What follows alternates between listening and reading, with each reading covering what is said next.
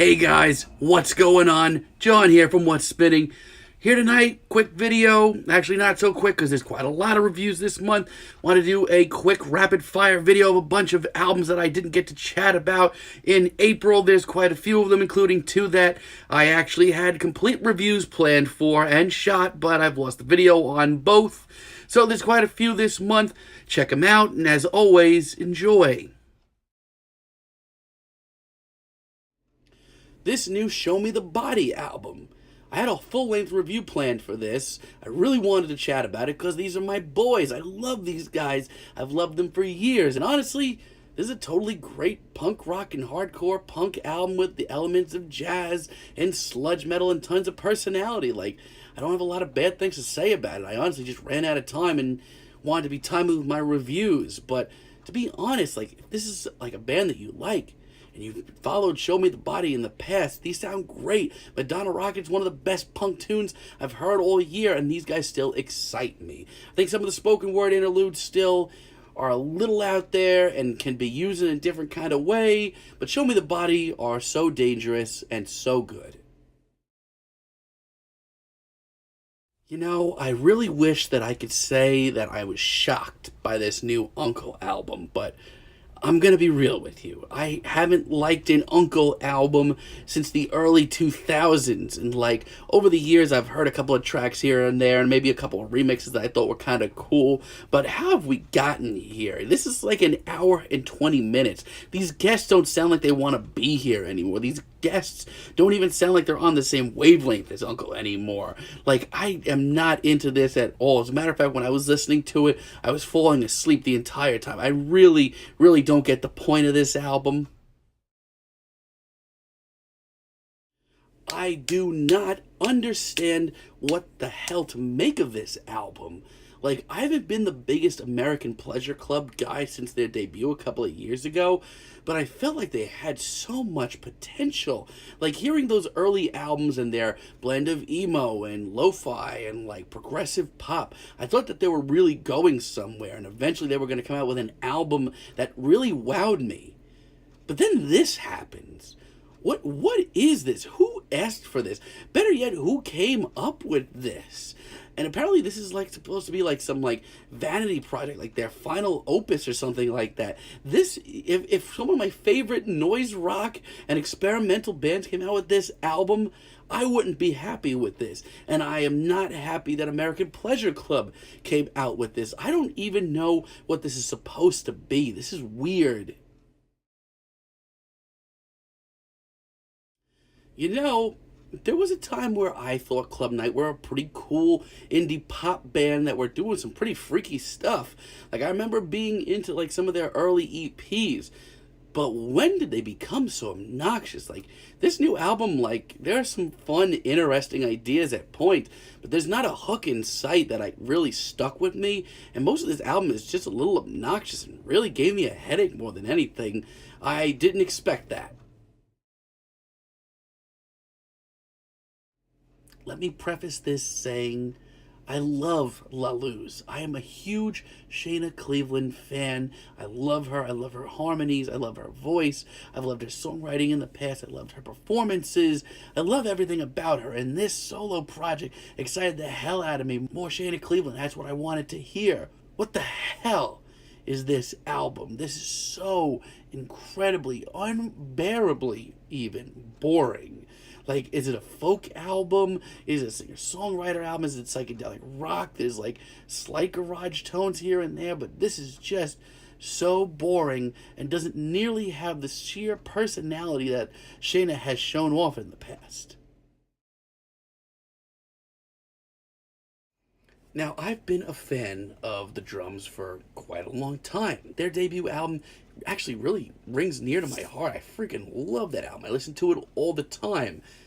I don't know where this band has gone wrong. I mean, I know Jonathan Pierce is just doing this on his own these days, but I don't know, I honestly don't have anything to say about this album. Yeah, there's a couple of good tracks that make you move, but I just end up missing the lo-fi surf rock days of their early days in a big way. I wish that I could say that Khalid has really made some big strides with his songwriting. I really do wish. Why is this album almost an hour long? This is so unbearably boring. Like, I literally tried to listen to this album multiple times but fell asleep twice. This is bad. This is a bad state for modern alternative R&B, if that's what you want to call it. Like, yeah, there's a funky single like or two that I don't mind, but they certainly aren't great or even good. Like, this is a sad state for R&B right now.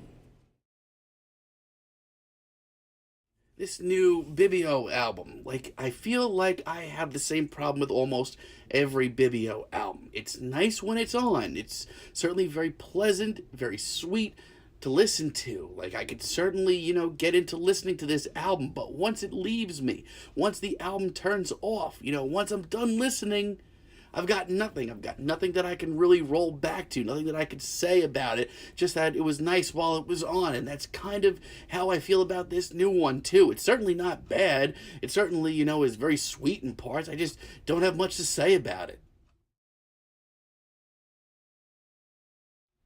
So I actually shot like an entire 15-minute review of this album. Heartbreakingly, got lost, and I just didn't have time to reshoot it.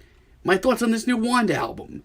There are like the highest of highs for this band, as well as the lowest of lows here. When this band is on here, I honestly think that they have written some of their best standalone tracks to date. Take, for example, Thin Air. Might be the best track they've ever written, but we're talking about an album that's an hour and 10 minutes.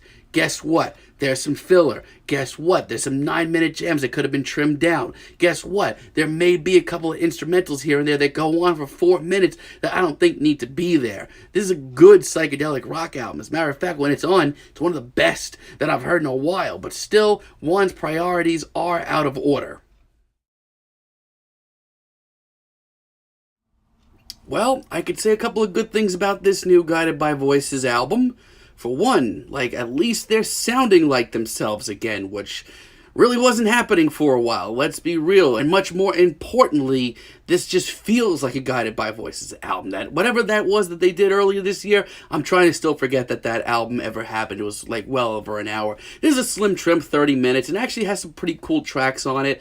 But still, like, nothing here is stopping me in my tracks.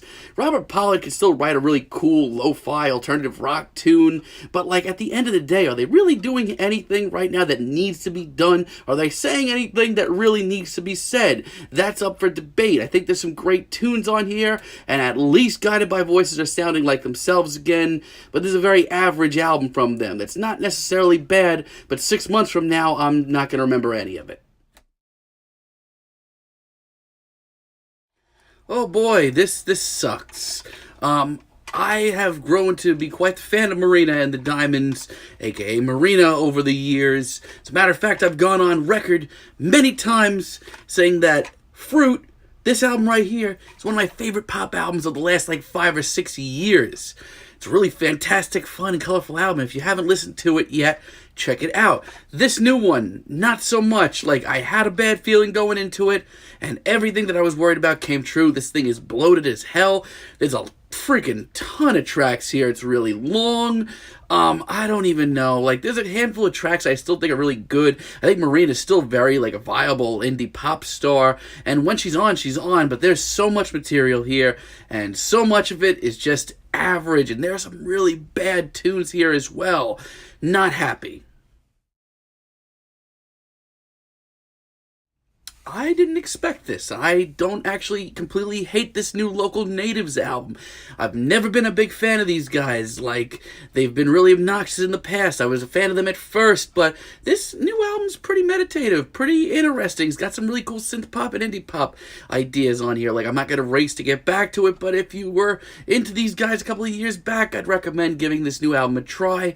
They've got some cool stuff going on. I like the very almost psychedelic atmosphere of it and some of the throwback vibes. There's some cool stuff here.